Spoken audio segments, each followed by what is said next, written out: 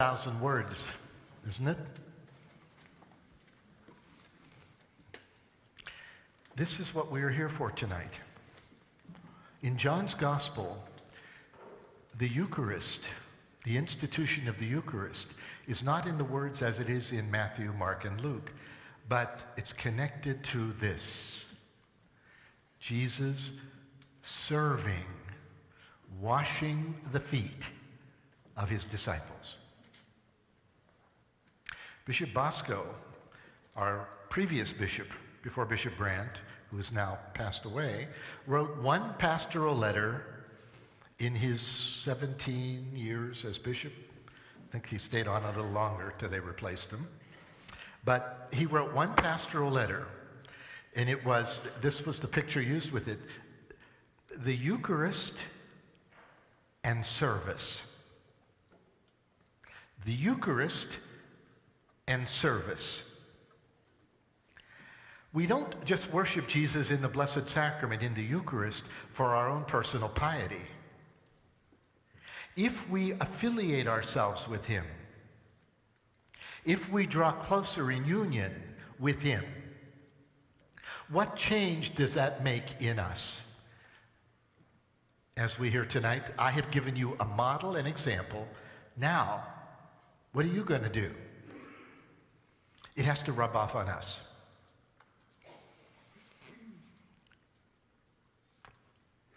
There's a piece of Catholic doctrine that most Catholics don't really know too much about. It is called the 7 themes or the 7 principles of Catholic social teaching.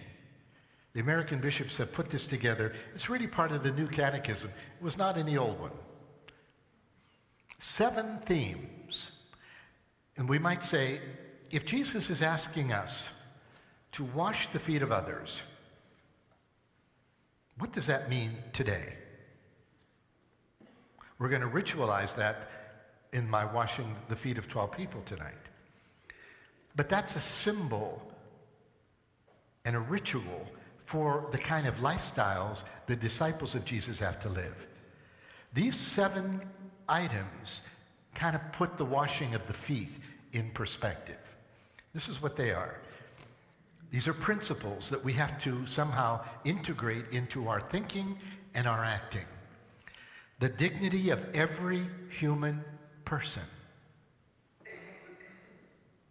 Secondly, we are called to live as family and community, not for ourselves. Third, rights and responsibilities. We have both.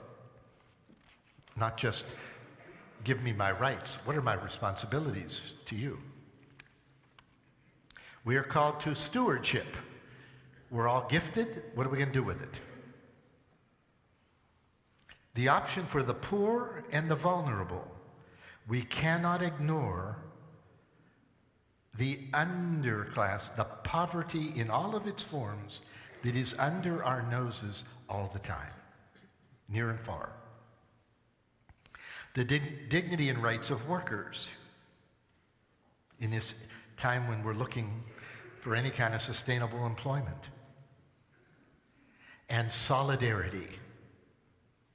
We are all in this together. I thought today would be a good day to bring this up. Anne Neuberger is a children's book author. And she has reduced these for ages 7 and older. Do you qualify? I figure if 7-year-olds can get it, maybe the adults will start getting it. And this is how she breaks these down for children. And maybe this gives us a clue of what this means day in and day out. The dignity of the human person, number 1. God made every single one of us. This makes us incredibly special. It doesn't matter who we are, who our friends are, what we own, or what we look like. What matters is that we are special because we are God's creations. This means, too, that we must treat others with great respect and fairness because God made them too. The dignity of every human person. It's one way to wash the feet of others. Respect them. We are called to live as family and community. Number 2. Jesus understood that people greatly need other people. We all need our families, friends, and neighbors. He tells us that these important people can help us. Jesus says we must help them too. Doing this, we create a loving community. Number 3, rights and responsibilities. All of God's people should have food, work, clothes, a home, school, and medical care. These are rights, things every single person on earth must have to live. But many people do not have them. Jesus wants those who enjoy these rights to help their sisters and brothers obtain their rights. It is not enough to feel badly for others. Jesus says it is our responsibility to see that they receive their rights too.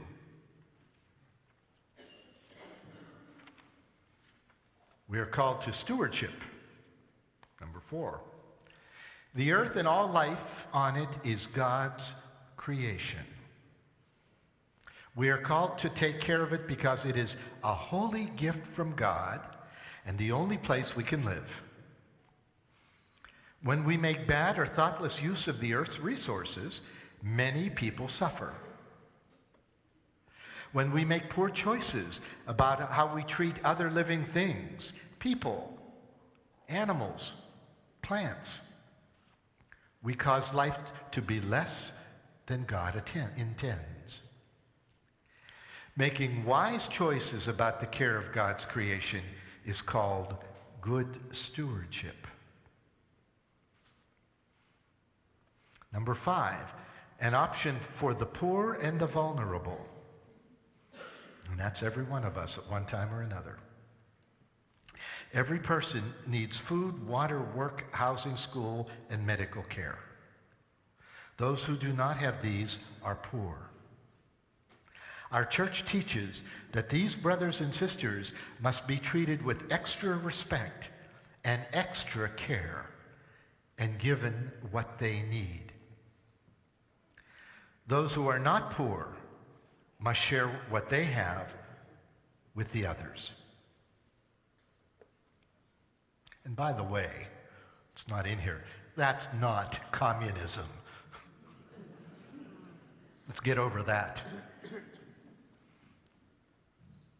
The dignity and rights of others, the dignity and rights of workers.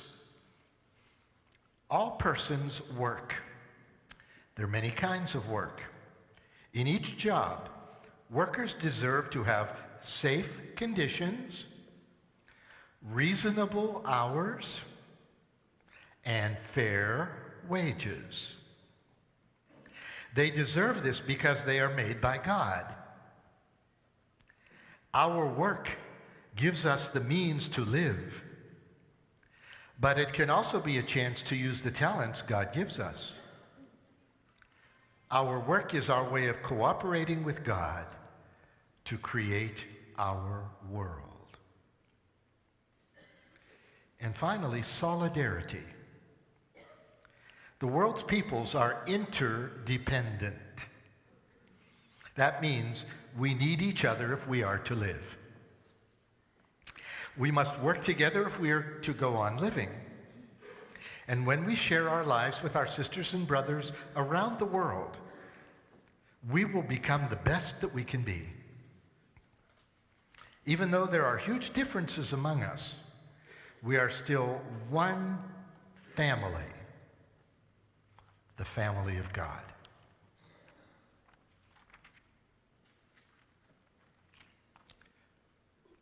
What do you think Jesus died for? For this.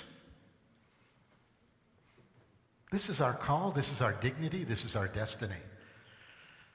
We run the risk of not understanding that, appreciating it in ourselves or in the lives of others on the face of this earth.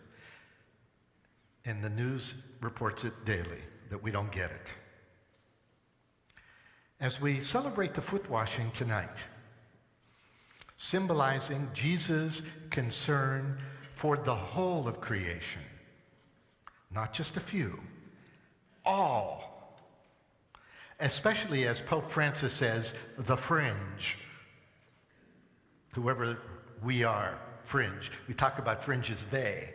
Maybe they as we. Let us be mindful that this is our baptismal call. It's not all about us. It is about the way we will give ourselves, ultimately, to the point of death, out of love for God and for others. That is our unique and common vocation as the family of God.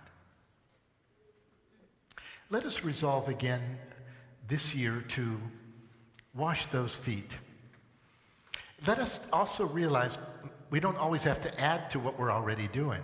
Very often we're doing it and give ourselves or each other no credit for it. A lot of this is going on 24/7 in our homes.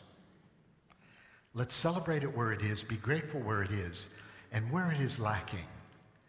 Let us feel that the Lord is sending us, missioning us to wash those feet.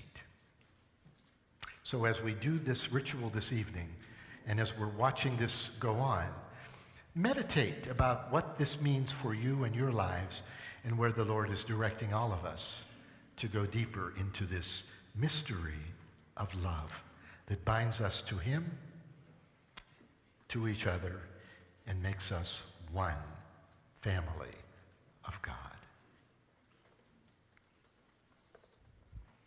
We will now prepare for the foot washing.